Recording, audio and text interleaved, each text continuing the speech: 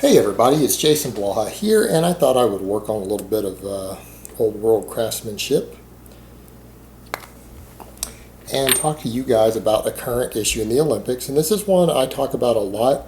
This one's going to be a little different though. You guys know I discuss the transgender thing a lot, but this is falling back into the same area that is basically going to destroy women's athletics.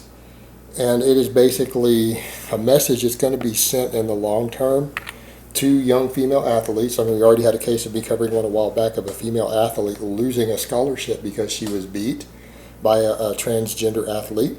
And it's basically telling women that being born a woman makes you not good enough to compete in women's sports anymore. That being fully traditionally, hormonally, and genetically female from birth means that you are not good enough. And it's really, this whole gender bending thing is derogatory to women. It is extremely derogatory to women, and as a lover of women and an appreciator of female athletics, much of my life as well, it bothers me. It bothers me a lot. And here's what's going on. We have a situation to where a female athlete was winning. I think back in 2009, she was just dominating the competition in the 800 meter as a runner by like 2 seconds, beating the whole field by 2 seconds. Well, her testosterone levels had come back outside of the normal range for a female. And it was not determined to be synthetic. Her body was producing it. And they went ahead and did a sex test to determine genetically this individual's sex. And it was never released publicly, but she was banned from sports. Banned from competing in the Olympics as a result of it until a recent change in the rules. Now, the problem with this is that we have historically always done these gender tests because we know that men with equal skill, equal training and ability are stronger, faster, more powerful, and actually even have better stamina than females. This is a scientifically confirmed fact. And we've kept the genders separate in sports because of that. But you can have chromosomal abnormalities that can make it difficult to determine if someone is male or female. I'm not going to get into the whole transgender psychological thing. You guys know how I feel on that. We're talking even genetics and hormonally at this point.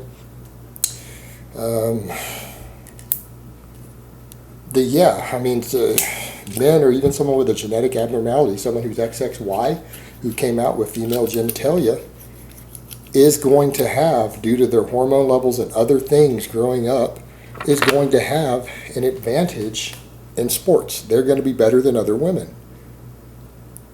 And it's, again, has to do with hormones, muscle fiber distribution, all of these things, bone density. And you can't just do some minor changes and fix that. Now, in this person's case, what ended up happening, so that she could compete again, she went on testosterone suppressing drugs so that she could compete and was allowed to compete again, but she was no longer competitive, meaning her base ability and skill didn't allow her to win anymore without the extra testosterone that she was producing. Well, the testosterone levels tested in females were overturned recently based upon it being a discriminatory practice. They had to change the numbers because of the fact that they didn't have the same numbers in place for men, and men and women should be completely equal in all things, and gender doesn't matter. And so therefore, according to that, this individual producing an excessive amount of testosterone was now allowed to compete again. And I'm not sure if she's run yet, because this news story I'm linking below came out a few days ago, but she is going to do very well, might even set a new world record, because she can now compete again, and her run times have accelerated again now that she no longer has to suppress her testosterone and now has close to male-like testosterone levels, which was allowing her to just dominate the competition before. And that's the thing that people need to remember, is that men versus women in sprinting and running, the gold medal record holders in those sports in the female divisions can't even compete in the male divisions. They can't crack the top 25. Sometimes they can't even crack the top 50 on the same times. That's how much of an advantage it yields in terms of power and explosiveness and speed. So because of this, if this individual gets to run, this is basically someone who may have a chromosomal defect, which means they're partially male, ambiguous, which if you want to understand how this works, someone who's ambiguous, it would be fair to put them in with the males because they're going to have a hormonal and a muscle fiber distribution that gives them an advantage against females. And it's not the same as the other genetic advantage because this is purely, it's not an advantage of limb lengths or insertion points or recovery or red blood cell production and things like that. This is a case of just someone being born with male traits or some male additional male hormones, things like that that make them more male than other females, dramatically so, to where this person looks like a man. I saw the photos, you guys will see it in the article. She looks like a man. That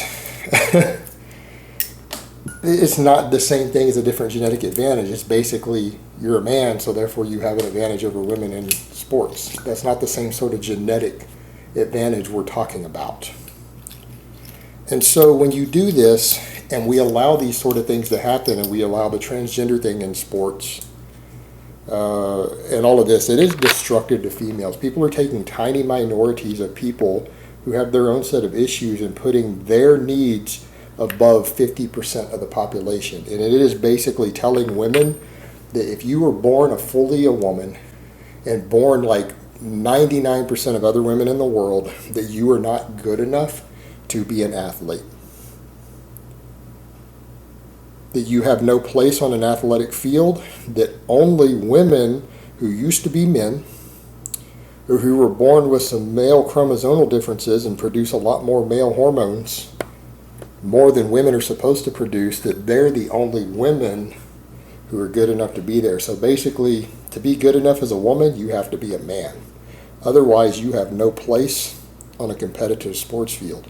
Is basically what all of this is saying. And so all these social justice warriors who jump up and scream about these things and allowing this ambiguity as far as the genders are basically attacking one of the most subjugated groups throughout history, and that's females. And it is telling women that you are just not good enough to get your ass off the fucking playing field.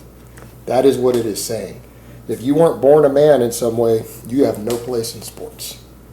And it is extremely bigoted, and I find it offensive that people with with chromosomal defects, which is understandable, these things happen, or people who just decide that they're a woman one day are going to be allowed to replace women in sports and just destroy female athletics and destroy the self-esteem of female athletes. Females who might have got a chance to go to college are going to lose scholarships. We've already had a documented case of this.